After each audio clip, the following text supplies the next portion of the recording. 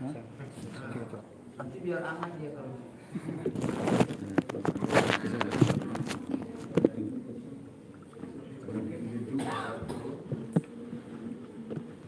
Itu nggak usah dikasih dua, tangan itu nggak ada dulu.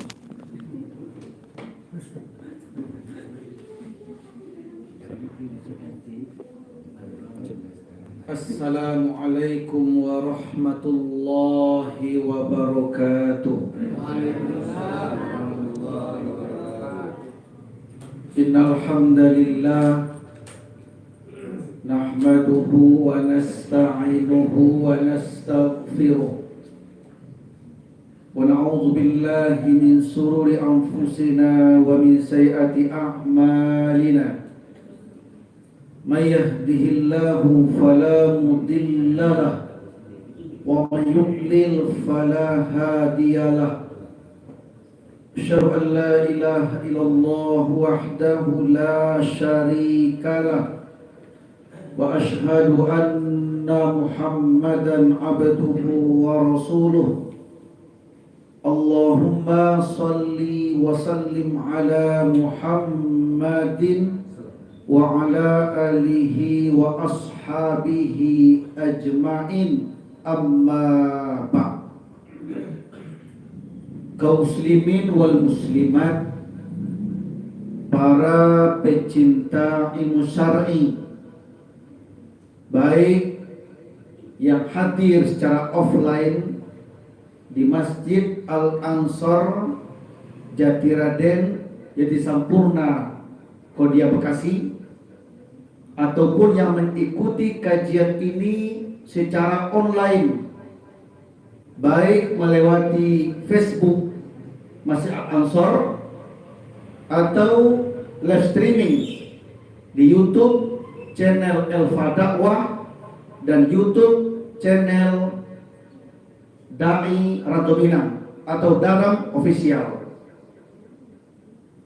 Mudah-mudahan semua yang ikut kajian ini, baik offline ataupun online, Allah angkat derajatnya, Allah ampuni dosa-dosanya, diberikan keistiqomahan menuntut ilmu syar'i sampai akhir hayat kita.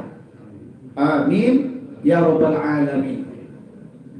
Seperti biasa, sesi pertama kita sampaikan materi tentang adab-adab dan hak-hak sesama muslim.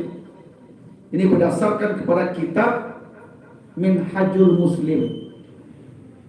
Nanti habis kajian bisa bertanya langsung secara offline di masjid ini ataupun melewati room chat, melewati ruang chat, ya. Nanti ada bintik bacakan.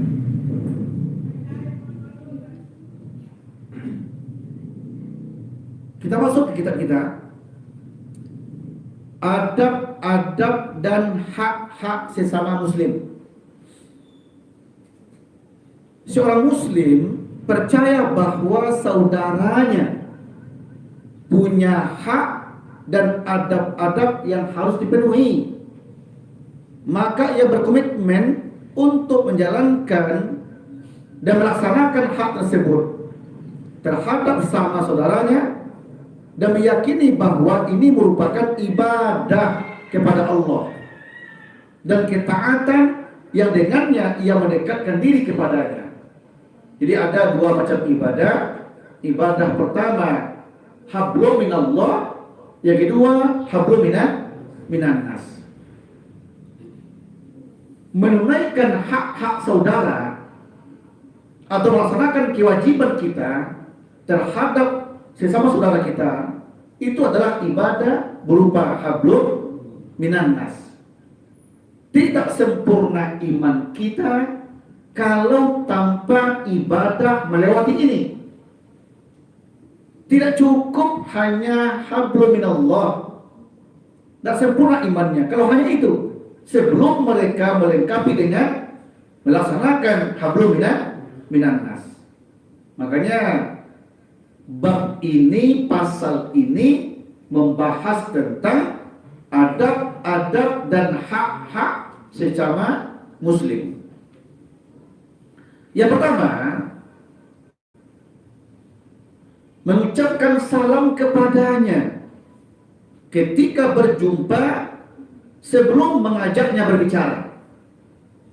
Nah, ini ada semacam tuntunan oleh Islam, kalau kita bertemu sesama muslim sebelum diajak bicara, ucapkan salam terlebih dahulu dengan ucapan Assalamualaikum. Maka kaum muslimin yang diberi salam ini berkewajiban menjawabnya. Sekali kita dihormati orang, maka balas dengan lebih sempurna penghormatannya. Orang mengatakan Assalamualaikum, jawab dengan Waalaikumsalam warahmatullahi wabarakatuh. Satu, kita orang doakan agar kita mendapat keselamatan, balas doa itu dengan berlipat-lipat.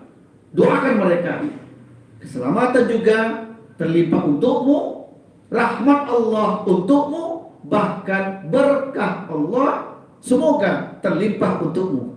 Bayangkan coba, ini luar biasa ini.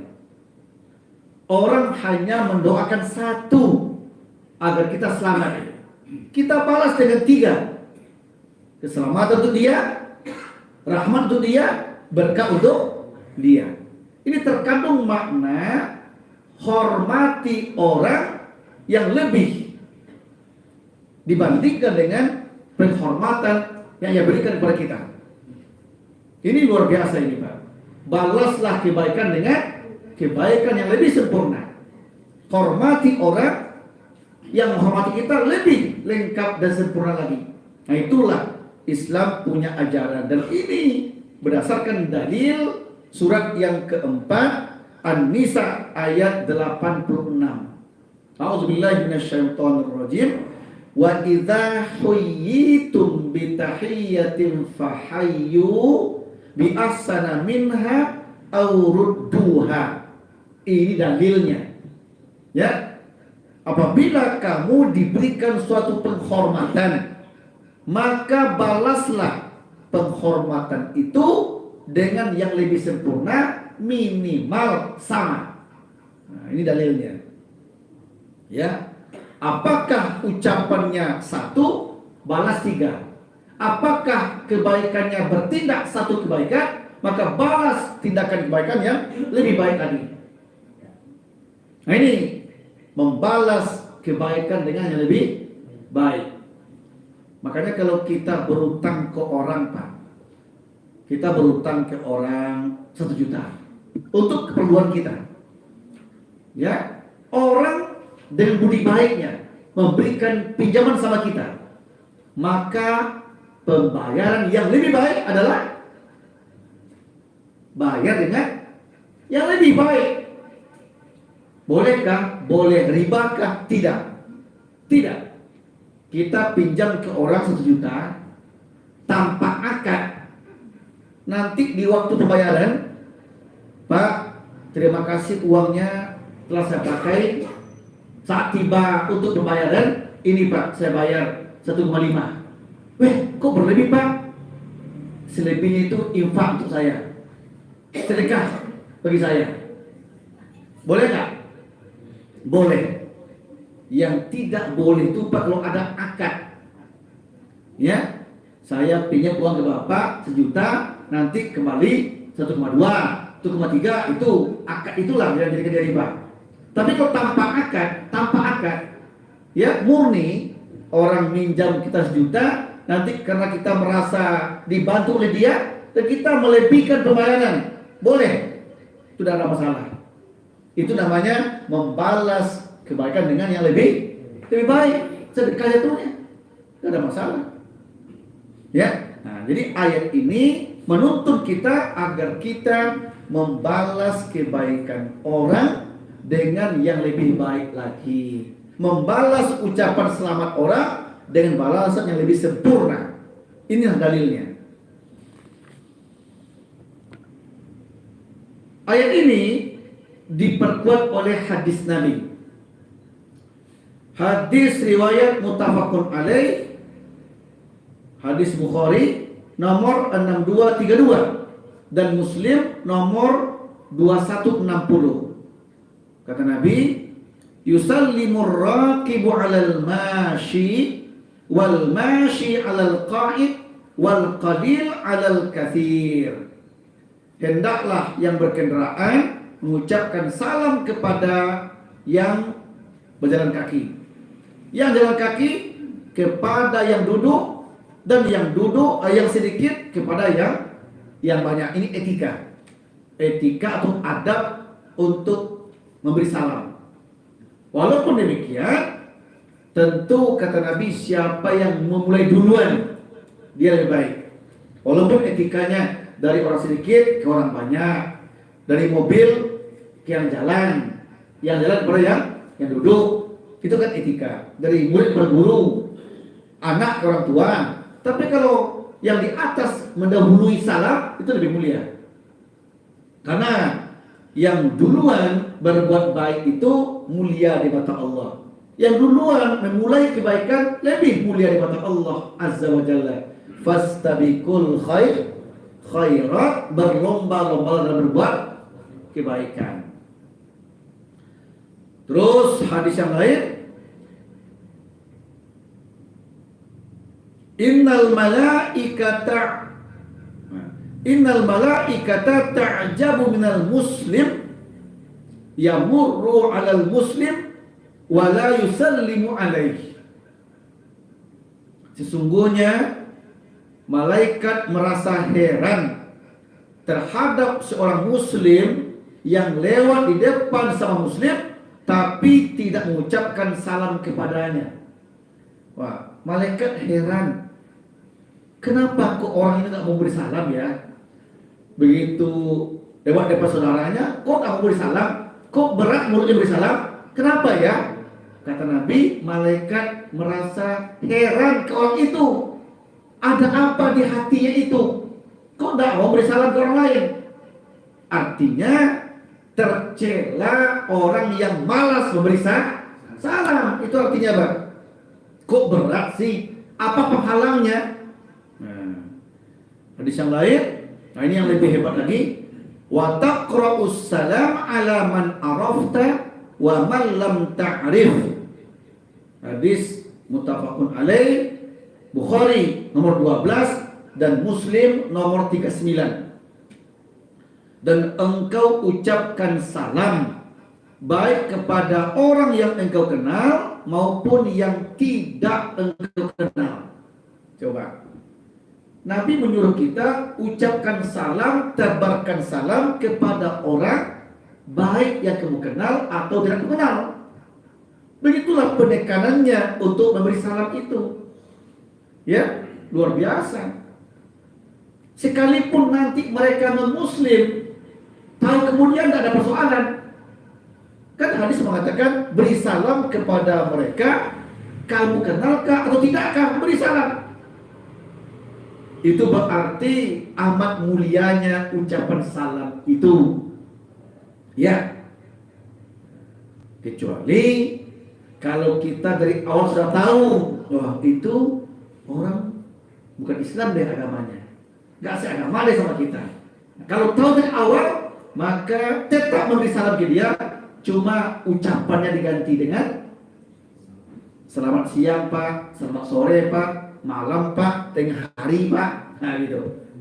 Ya, kalimatnya dirubah, tapi tetap menegur kan? Tetap menegur. Nah, kalimat salam yang assalamualaikum itu khusus untuk saudara kita yang muslim.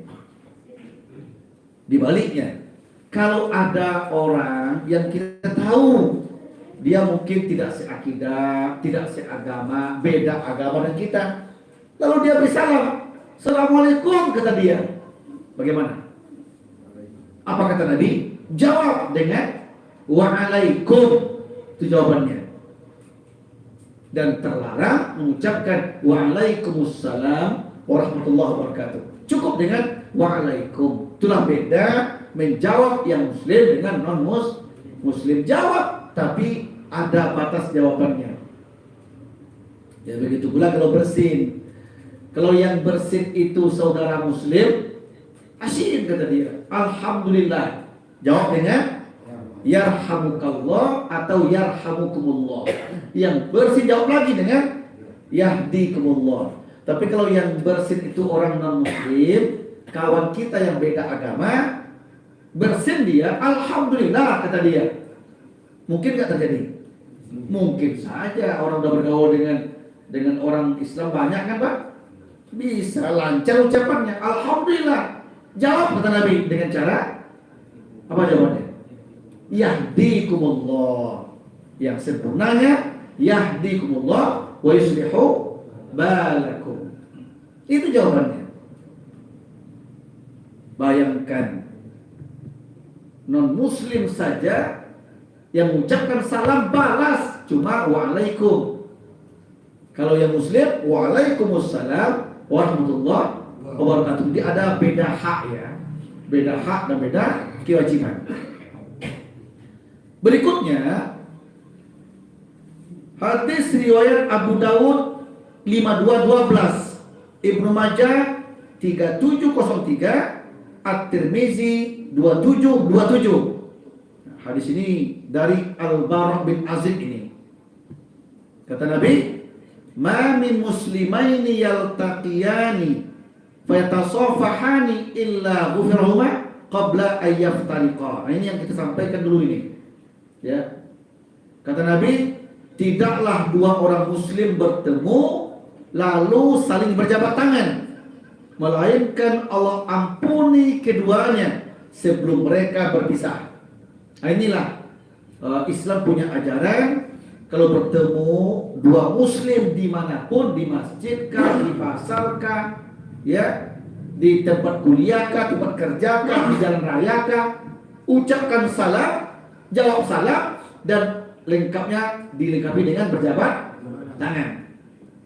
Ya, lengkapi dengan jabat tangan.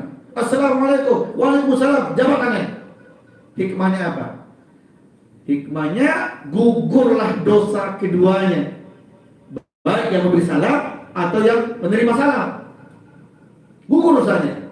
Berarti salam itu, berjabat tangan itu di antara hikmahnya penggugur dosa dan penjalin ukhuwah Islamiyah, perekat persaudaraan, penggugur kebencian, ya, menimbulkan sifat kesetiakawanan. Nah, itulah guna salam itu Pak. Jadi hadis menyuruh kita kalau bertemu dengan muslim ucapkan salam dan berjabat tangan. Nah, kalau seandainya kita khawatir, wah ini kan masa virus ini, masa COVID, pandemi, takut kalau salaman nanti nular misalnya nih, maka yang satu masih ada. Assalamualaikum, waalaikumsalam, ya, masih ada salam. Ada salam dengan wajah yang berseri-seri, wajah gembira, dengan dengan persahabatan, wajah persahabatan. Ya, kalau takut bersalaman maka salamnya berupa ucapan Assalamualaikum, waalaikumsalam warahmatullahi wabarakatuh. Tapi kalau kita yakin sama-sama sehat, ucapkan salam dan berjabat tangan. Nah, gitu. Satu lagi, hadis riwayat At-Tabrani, ya. Kata Nabi, man bada'a bil kalam qabla salam fala tujibuhu hatta yabda'a bis salam. Barang siapa yang memulai dengan obrolan sebelum mengucapkan salam, maka janganlah kalian menanggapinya sampai ia memulai dengan salam. Apa itu? Apa artinya? Kalau ada orang ngajak kita bicara tanpa dimulai salam, kata Nabi, jangan tanggapi. Wah, sampai ekstrimnya ya. Hah? Ada orang ngajak bicara kita, langsung bicara tanpa dengan salam duluan. Kata Nabi, janganlah kalian menanggapinya sampai ia memulai salam. Ini menggambarkan saking penting dan perlunya salam itu. Pembuka kata itu salam, Pak. Ya, ini penekanan agar berupaya untuk memberikan salam. Ya, itu penekanannya sampai-sampai Nabi katakan kalau ada orang ajak mau bicara, persemu ngajak bicara tanpa salam dulunya, kata Nabi jangan tanggapi deh. Hah? Itu agak berat dia. Hah? Ajarin aja. Ya. Nah, sepertinya bukan kita ingin seperti itu, tidak, tapi itu maknanya begitu pentingnya. Ya. Nih, kita nanti jangan menanggapi lurus-lurus banget deh. Ya, ada hadis lain, Pak. Saya ingat ada hadis lain. Kalau bertemu dengan saudaramu yang non-muslim di jalan raya, maka persempit dia sampai dia ke pinggir. Ada hadisnya? Ada. Wah, ada yang jujur banget. Jujur sekali Pak menanggapinya. Begitu ketemu, punya hadis Nabi. Kemudian Pak disenggolnya Pak sampai jatuh, Pak. Kenapa gitu? Nabi bilang itu kok katanya. Padahal bukan itu maksud hadis. Nah, itu maksudnya. Maksudnya itu maknanya apa? Maknanya saking pentingnya salam itu. Saking Allah murka dan marah ke mereka yang membuat Allah syirik atau sekutu. Sampai-sampai kalau ketemu jalan, persempit jalannya. Nah, itu maknanya begitu Allah marah dan murka ke mereka yang membuat Allah itu sekutu atau syirik. Itu maknanya. Ya. Nah, jadi ada hadis itu yang kita tanggapi secara lafziah, tekstual. Tapi ada tanggapi dengan makna kontekstual. Ya, ini jangan kita kadang-kadang nih begitu hadisnya langsung praktekin. Nah, salah. Jadi ada hadis, Pak, yang ditanggapi dengan kontekstual, tidak masih tekstual. Nah, jangan salah kaprah, ada ilmunya juga. Nanti banyak hadis begitu, Pak. Banyak hadis-hadis yang mengatakan ya, ada hadis lagi. Nabi pernah ketika melihat seseorang di masjid tidur tertengkurap, Nabi nggak suka dengan orang itu. Terus Nabi ngapain? Tahu nggak hadisnya? Apa? Nabi melihat orang tengkurap di masjid, Pak. Nabi nggak suka, nggak senang. Nabi balikkan dengan kakinya, begini kakinya. Dengan kakinya balik-balikan, Pak. Balik dengan kaki, Pak. Ada hadisnya kok. Orang jujur dipraktekannya. Kita berantem kan, Pak? Berantem kan kurang ajar kamu, saja kan? Ya. Nah, itu hadisnya bermakna kontekstual, bukan tekstual. Ya. Itu menggambarkan Nabi itu marah, nggak suka. Saking nggak sukanya ketika orang tengkurap, Nabi balik sama kakinya. Nah, kita jujur amat. Orang tidur dari kaki kita kan, bangun. Itu bisa berantem orang, Pak. Kurang ajar namanya itu. Betul nggak? Makanya pahami dengan kontekstual, bukan tekstual. Makanya harus ada ilmu hadis, ilmu asbab wurud. Harus ada guru. Jangan kita baca hadis, wah begitu hadis ini. Nabi ketika orang tengkurap dikembalikan kakinya. Kita coba pula, Pak, di kaki. Berantem orang, Pak. Kurang ajar kamu, gitu kan? Nah, adapun hadis begitu bukan itu maksudnya. Ya, tapi menggambarkan Nabi nggak suka, saking Nabi marahnya itu. Nah, bagi kita jangan tidur tengkurap. Nabi nggak suka. Itu mana hadis sebenarnya. Ya, jadi lihat hadis dulu, bagaimana mana tekstual dan kontekstual hadis itu perlu kita pahami dengan baik, sehingga tidak salah kaprah mengamalkan hadis. Ya, nah ini yang pertama, Pak. Itu semua dalil, baik ayat atau hadis tentang hak kaum muslimin dari kita ucapkan salam ketika bertemu. Itu yang pertama itu. Ya. Yang kedua, mentasmidnya bila ia bersin. Nah, itu yang tadi ya. Ya, mentasmidnya kalau saudara kita bersin. Saudara bersin, alhamdulillah, kata dia. maka tasmidlah, jawab dengan yarhamukallah. Yang bersin, jawab lagi dengan yahdikumullah.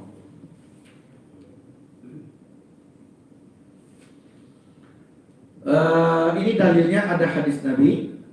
Ini hadis yang sahih, riwayat Bukhari 6224. Idza atasa ahadukum falyaqul alhamdulillah wal yaqul lahu akhuhu yarhamukallah. Fa idza qala lahu yarhamukallah falyaqul lahu yahdikumullah wa yuslihu balakum. Apabila seseorang di antara kalian bersin, hendaklah ia mengucapkan alhamdulillah. Segala puji bagi Allah. Jadi kalau kita bersin, tutup mulut, baca alhamdulillah. Dan hendaklah saudaranya mengucapkan kepadanya yarhamukallah.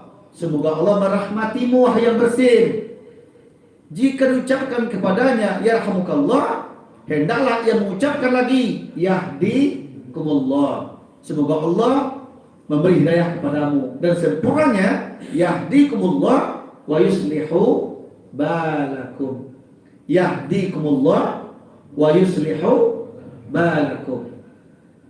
Di sini terkandung makna sesama muslim hendaklah saling mendoakan. Itu artinya saling mendoakan, saling membalas kebaikan, saling menguatkan, jangan saling menjatuhkan.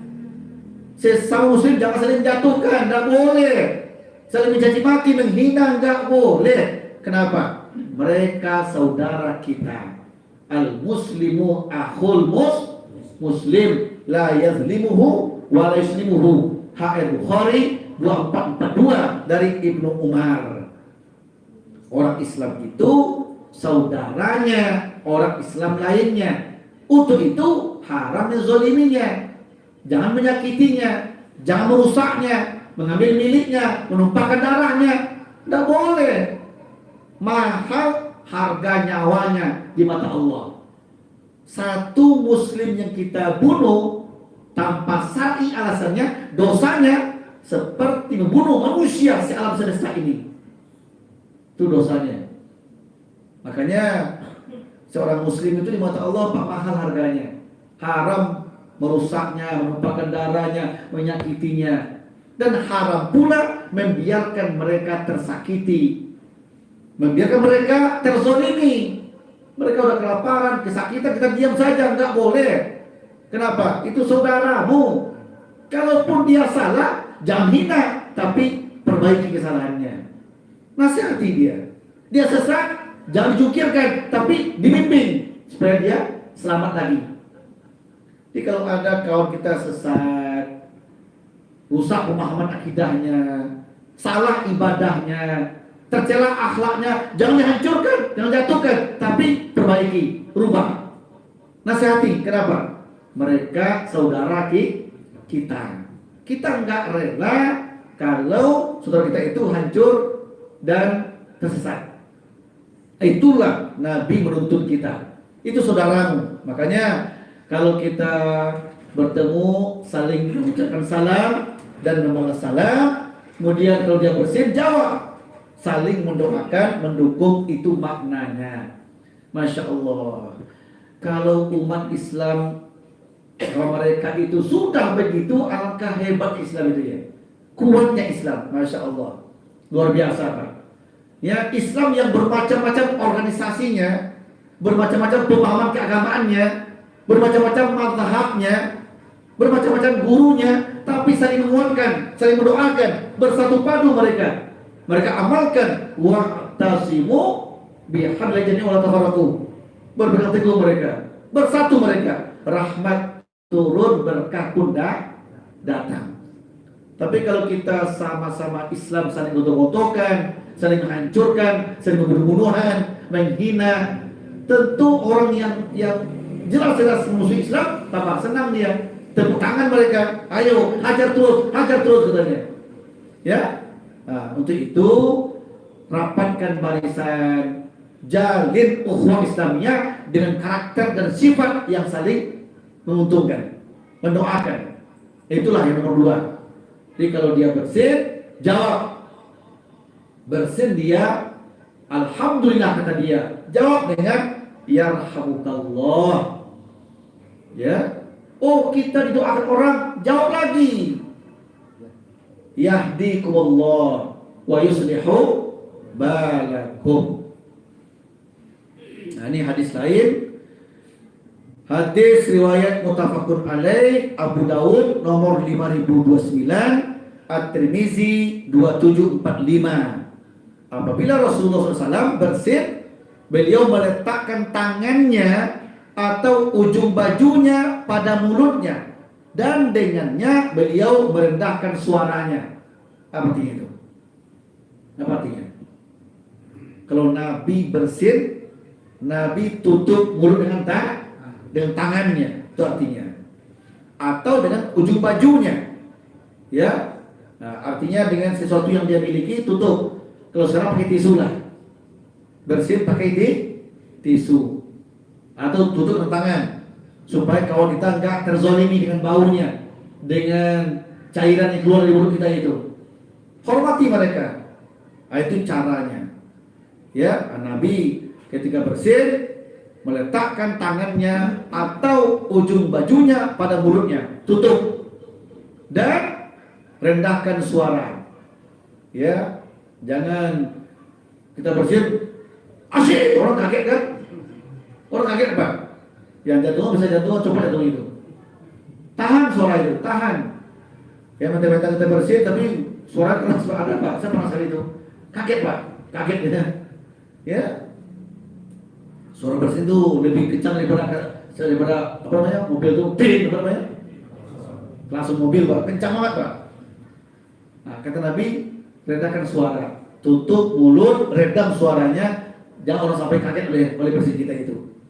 Artinya apa? Artinya jaga perasaan saudaramu. Itu artinya. Ya, Masya Allah. Ini akhlak luar biasa ya. Ini nomor 2. Nomor 3, menjenguknya bila ia sakit dan memohonkan kesembuhan baginya. Dasarnya hadis riwayat muttafaq alaih, Imam Bukhari 1240 dan Muslim 2162. Hakul muslim al muslim khamsun, raddus salam, wa iyadatul marid, wa tiba'ul janaiz, wa ijabatul da'wah, wa tashmitul atish.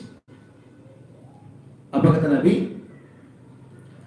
Hak seorang muslim terhadap muslim lainnya ada 5. Nah, di hadis ini ada 5. Hadis lain ada 6. Hakul muslim alal muslim sittun. Nah, di sini 5. Hak seorang muslim terhadap muslim lainnya, berarti kewajiban muslim kepada muslim lainnya ada 5. Pertama, membalas salam. Kalau dia mengucapkan salam, balas salamnya. Ya, kalau dia memberikan tangannya untuk berjabat, jabat tangannya. Gitu. Tidak usah diganti dengan gaya yang lain-lain ya. Sekarang kan macam-macam tuh. Ya, pakai tinju Pak. Iya. Atau pakai siku, wah. Atau pakai kepala dia dulu. Ya, atau pakai pikul giniin. Atau pakai kaki Pak. Ya. Ini di awal-awal Covid dulu macam-macam tuh gaya orang Pak. Di kantor ketemu tuh, bro. Nah, pakai kaki Pak, ada kaki Pak. Sepatunya dia dulu. Saya kira ngapain? Oh, nyatanya tuh gaya salamnya, gaya Covid itu, salam Covid. Ada pula main tinju, wah, nggak tahu dari mana asalnya itu. Kok main tinju ya? Hah? Sampai sekarang tinju Pak. Saya khawatir kalau bertahun-tahun Covid kita bertinju bertahun-tahun, akhirnya apa? Nanti jadi benar jadinya. Jadi benar, jadi berubah salam kita, nggak begini kan? Karena kebiasaan itu jadi hukum kan? Nah, kebiasaan jadi hukum Pak. Jadi saya cenderung ya kalau kita takut Covid nggak usah dikasih tinju atau siku atau kepala atau diadu kaki, nggak usah, cukup dengan assalamualaikum, waalaikumsalam dengan suara saja, ucapan salam. Ya, nggak usah diganti-ganti. Khawatirnya kalau diganti nanti kelamaan Pak COVID itu, bertahun-tahun COVID, lama-lama jadi kebiasaan, jadi hukum dia. Akhirnya apa? Kita berubah tata cara salam yang pernah Nabi katakan yang benar. Kita merubah syariat namanya. Bisa cenderung, nggak usah diikuti, nggak usah diikuti. Kalau rasa takut COVID, nggak usah diadu yang tadi juga, nggak usah dicari salam yang lain, cukup dengan ucapan saja. Assalamualaikum, waalaikumsalam, selesai. Itu aja ya. Kadang-kadang tanpa kontrol kita lupa. Oh ternyata ya itu merubah tata cara dalam beragama, merubah sistem Pak. Itu merubah sistem itu. Ya, dia nggak usah ikut lah, nggak usah ikutan. Salam COVID, salam COVID ya. Jadi membalas salam, satu, kedua, menjenguk orang yang sakit, tiga, mengantarkan jenazah, empat, memenuhi undangan, lima, mentasmid orang yang bersin.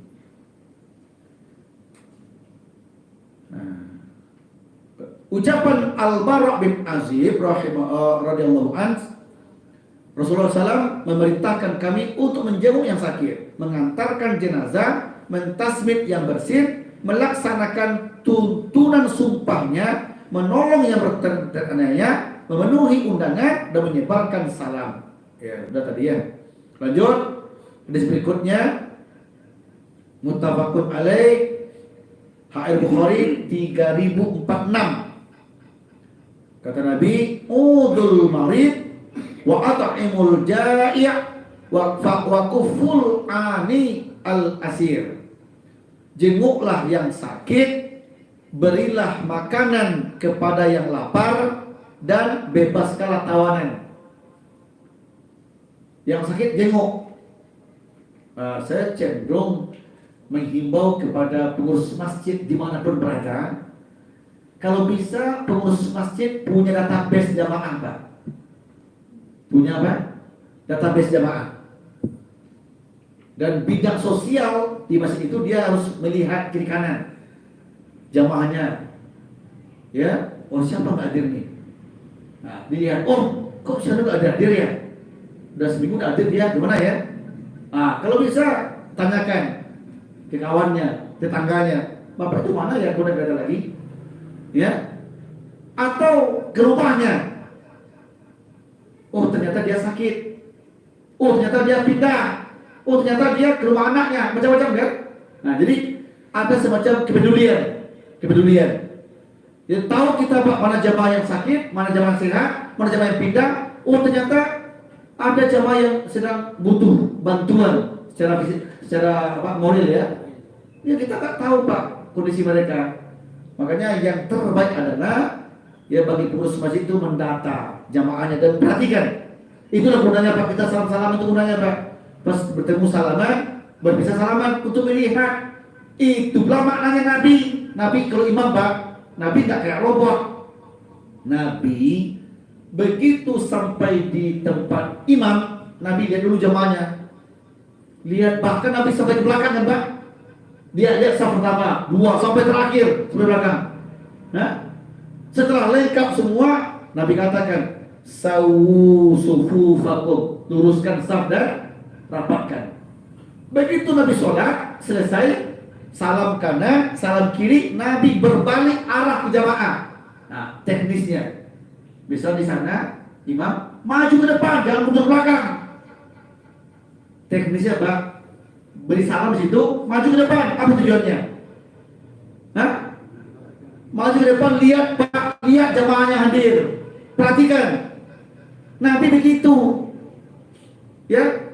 Sampai Nabi Pak, ya, begitu dia selesai Assalamualaikum, balik jamaah ke jamaah baliknya. Dan Nabi memperlihatkan tata cara berzikir jamaahnya dengan jari tangan kanan, diperlihatkan. Ada Syanu, mana ya kata Nabi? Nabi melihat Pak, kok Syanu ada di atas? Kan kalau yang biasa hadir Pak, yang rajin hadir kan ketahuan Pak kalau nggak hadir dia. Pak Narto mana ya? Nah, itu contohnya. Pak Mama mana? Wah dia sakit Pak. Nah itu. Jadi Nabi selalu itu hikmahnya. Ini bukan sekedar seremonial, bukan seremonial saja Pak. Makanya perlu pendalaman kajian. Bukan ngaji tapi pendalaman kajian. Apa hikmahnya Nabi itu? Assalamualaikum, karena Nabi berbalik ke jamaah, melihat jamaahnya. Pertama hikmahnya apa? Memperlihatkan ke jamaah begitu cara berzikir yang benar. Nabi lihat ke jamaahnya cara berzikir yang benar. Yang kedua, Nabi perhatikan siapa jamaah yang hadir, siapa yang tidak hadir. Begitu ada yang rutin nggak hadir, Nabi tanya, "Saya mana?" kata Nabi. "Mana dia?" Begitu. Di imam itu sebenarnya bukan hanya sekedar sholat dipimpinnya, tidak, tapi membimbing jamaahnya. Itu fungsi imam. Itu fungsinya Pak. Makanya imam itu harus bagus minallahnya, bagus minan nas. Ada syaratnya lagi. Imam harus orang yang disenangi jamaah. Tidak boleh imam yang dibenci jamaah, boleh Pak. Ada begitu fikih ada nggak? Walaupun bagus bacaannya, tapi kalau jamaah nggak suka dengan dia, benci ke dia karena akhlaknya nggak bagus, nggak boleh jadi imam Pak. Nggak boleh jadi imam. Begitu Pak. Hah? Nah, untuk itu sang imam harus berakhlak mulia yang disenangi oleh jemaah. Apa standar mulianya? Standarnya bagus minallahnya, bagus minan nasnya. Itu maksudnya itu. Ya. Jadi atas dasar hadis ini maka Nabi katakan, jenguklah yang sakit, berilah makanan yang lapar. Artinya apa? Artinya jadilah kalian suka mentraktir orang, gitu artinya itu. Suka apa? Suka mentraktir. Jangan ditunggu mentraktir terus. Ditunggu menunggu ditraktir ya. Ya boleh, tapi yang paling bagus adalah mentraktir. Hadis ini harus diaplikasikan. Ada yang sakit, jengok. Kalau kita punya kilosan rezeki, kasih makan orang. Ya, suka mentraktir orang, itu artinya memberi yang lapar makanan dan bebaskanlah tawanan. Nah ini di sini nggak ada lagi ya tawanan perang itu zaman dulu itu. Bebaskan. Ya, hamba saya merdekakan, besar nilainya. Terus berdasarkan ucapan Aisyah radhiyallahu anha, Nabi menjenguk keluarganya yang sedang sakit. Beliau mengusapkan tangan kanannya sambil mengucapkan, Allahumma rabban nas adhibil ba'sa ishfi anta syafi la shifa'a illa shifa'uka shifa'a la yughadiru saqama. Ini doa yang Nabi baca ketika melihat ada sahabat yang sakit. Ya. Jadi kata Aisyah, Nabi ketika menjenguk orang sakit, maka Nabi mengusapkan tangan kanannya ke orang yang sakit tadi Pak, dipegang dalam Pak, pegangnya, dan Nabi bacakan doa. Ini doanya, doa menjenguk orang yang sakit. Allahumma rabban nas adhibil ba'sa ishfi anta syafi la shifa'a illa shifa'uka shifa'a la yughadiru saqama. Ya, artinya apa? Ya Allah, Rabb segala manusia, sembuhkanlah, Engkaulah penyembuh. Tidak ada kesembuhan kecuali kesembuhan darimu. Sembuhkanlah dengan kesembuhan yang tidak meninggalkan penyakit. Ini di antara doa yang Nabi baca untuk menjenguk orang yang sakit. Itu yang ketiga. Yang keempat, mengurusi jenazahnya bila ia meninggal. Ya, ini hadis hakul muslim alal muslim khamsun yang tadi itu. Yang tadi ya, hak seorang muslim sama yang lainnya ada 5. Menjawab salam, menjenguk yang sakit, mengantarkan jenazah, memenuhi undangan, dan mendoakan rahmat bagi yang bersin. Itu yang keempat. Ya, berazan ya? Berazan? Ya, kalau gitu sebaiknya kita azan dulu ya. Azan dulu, nanti habis azan kita sambung lagi untuk kajian ini, pengganti qobliyah Isya. Silakan azan dulu sebentar. Silakan azan siapa?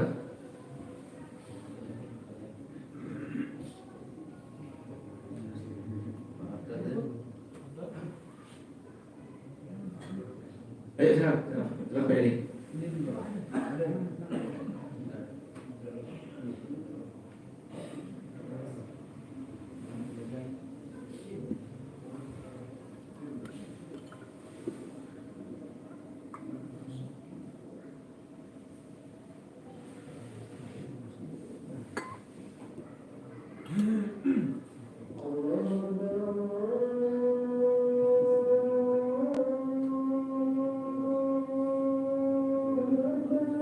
Allahu Akbar.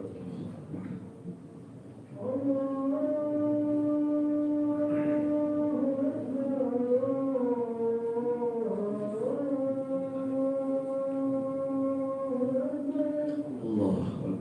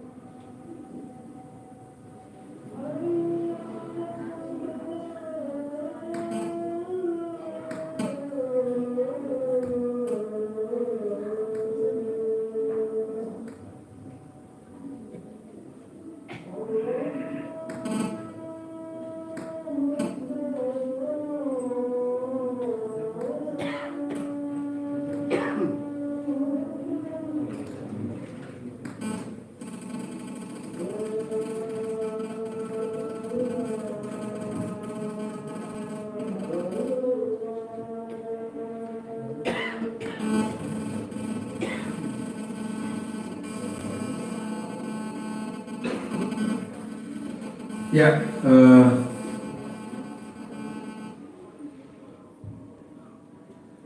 mungkin sebelum kita masuk ke poin yang kelima, mungkin ada yang bertanya, coba dicek dulu. Ada yang bertanya, coba dibacain deh, bacain. Coba bacain Pak. Di ruang chat ya, silakan. Siti Fulana. Oh, Siti Sadia, Siti Sadia.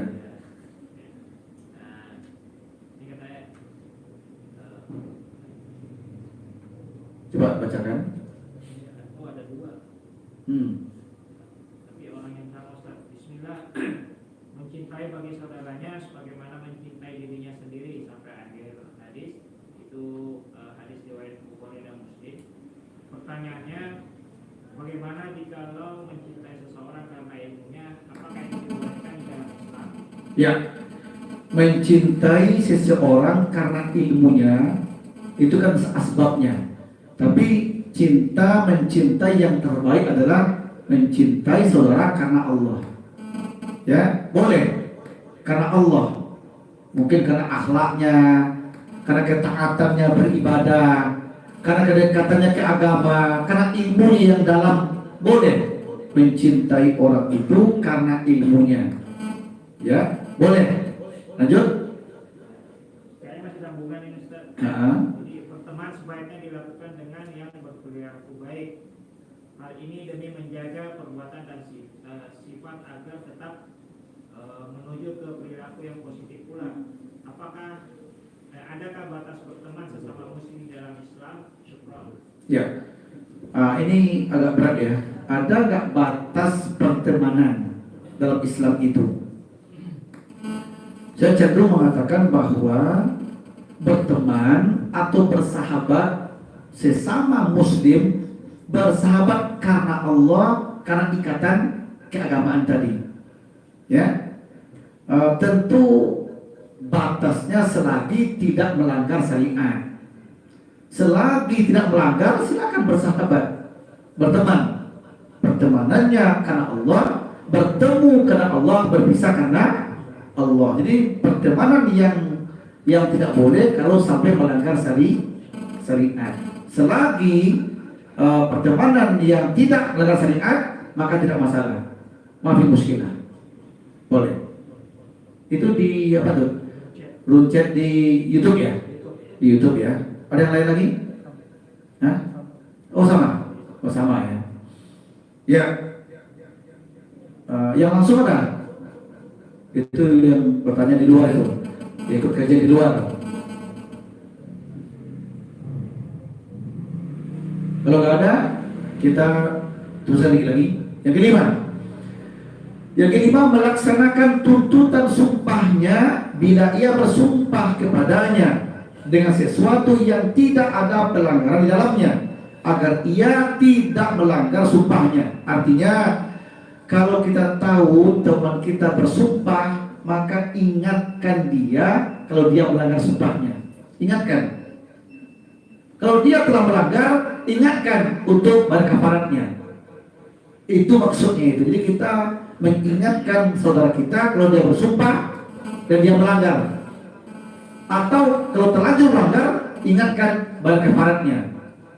Tandanya saudara mengingatkan kawan kalau salah, membimbing dia kalau melenceng dari kebenaran. Nah, ini berdasarkan hadis Nabi.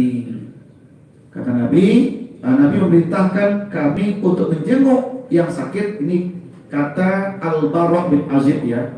Rasulullah memerintahkan kami untuk menjenguk yang sakit, mengantarkan jenazah, mentasbih yang bersih, melaksanakan tuntutan sumpahnya, menolong yang teraniaya, memenuhi undangan dan menyebarkan salam. Ini yang kelima. Yang keenam, menasihatinya dengan sesuatu nasihat bila ia meminta nasihat. Nah, ini hadisnya, idza stansaha ahadukum akhahu falyansah lahu. Jika seorang di antara kalian meminta nasihat kepada saudaranya, maka hendaklah ia menasihatinya. Jadi kalau ada orang minta nasihat, beri nasihat. Orang bertanya, jawab. Ya, butuh curhat untuk menyelesaikan masalahnya, bantu dia.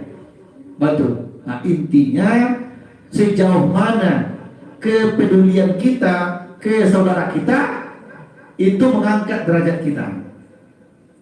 Ada hadis lain, hadis riwayat Muslim, kalau saya tidak salah nomornya 2699. Ya, hadis dari Abu Hurairah. Kata Nabi, wallahu fi aunil abdi ma kana abdu fi auni akhihi. Allah itu akan selalu membantu seorang hamba selama hamba membantu saudaranya. Tapi Allah akan membantu kita selama kita membantu saudara kita. Semakin banyak membantu orang lain, semakin banyak pula Allah berikan kita bantuan ketika kita butuh bantuan nantinya. Itu hadis Muslim 2699 dari Abu Hurairah itu. Ya, ada hadis lain masih Muslim 2753 dari Abu Darda. Hadisnya hadis sahih. Nabi mengatakan begini, "Idza da'al muslim li akhihi bi dhahril ghaibi qala al malik amin walaka bimithlihi." Apabila seorang muslim mendoakan saudaranya tanpa tahu dia, maka malaikat mengatakan amin, kabulkanlah ya Allah, dan kembalikanlah doa itu ke dirinya yang mendoakan tadi. Makanya kalau kita mendoakan keburukan untuk saudara kita, kata malaikat amin, kembalikan ke dia keburukan dari Allah, kembalikan ke dia, kata malaikat. Dan kalau kita doakan kebaikan saudara kita, amin, kabulnya Allah, dan kembalikan kebaikan itu ke dirinya sendiri. Makanya doa kita ke saudara kita, baikkah burukkah, kembali sama di diri kita. Makanya perbanyak doa yang baik-baik, jangan yang buruk-buruk. Nah, itu hadis Nabi.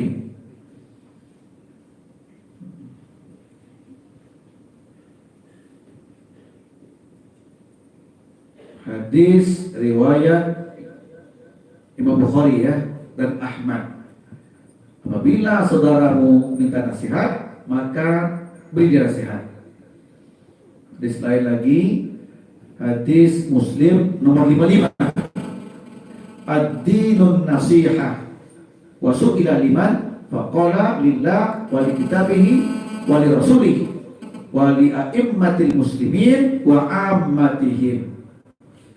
Agama ini adalah nasihat. Ditanyakan kepada Nabi, bagi siapa? Wahai Rasulullah, kata Nabi, bagi Allah, kitabnya, rasulnya, para pemimpin kaum muslimin, dan segenap kaum muslimin. Seorang muslim tentunya termasuk ke dalam segenap kaum muslimin. Yang ketujuh, mencintai saudaranya, apa yang dia cintai untuk dirinya sendiri, dan membenci bagi saudaranya apa yang dia benci bagi diri sendiri. Nah ini terakhir nih ya, terakhir hadis riwayat Bukhari ya dan Muslim. La yu'minu ahadukum hatta yuhibba li akhihi ma yuhibbu li nafsihi wa yakraha lahu ma yakrahu li nafsihi. Kata Nabi, tidaklah seseorang di antara kalian beriman dengan sempurna. Tidak sempurna iman kita sehingga kita mencintai saudara kita sebagaimana ia mencintainya untuk diri sendiri, dan membenci keburukan bagi saudaranya sebagaimana ia membencinya bagi diri sendiri. Cintailah saudara kita seperti kita mencintai diri sendiri. Itu artinya. Ya, ya sampai sini dulu cukup sampai poin nomor 7 ya, poin nomor 7. Nanti insya Allah kita lanjutkan nanti pekan depan poin yang 8 lagi, ya 8 insya Allah. Mudah-mudahan kita semua yang ikuti kajian baik secara offline atau online, semoga Allah berikan nilai yang terbaik untuk kita. Allah beri kita hidayahnya, rahmat dan berkahnya, sehingga istiqomah mengkaji ini sampai akhir hayat kita. Amin ya rabbal alamin. Subhanaka Allahumma wa bihamdika asyhadu an la ilaha illa anta astaghfiruka wa atubu ilaik. Assalamualaikum warahmatullahi wabarakatuh.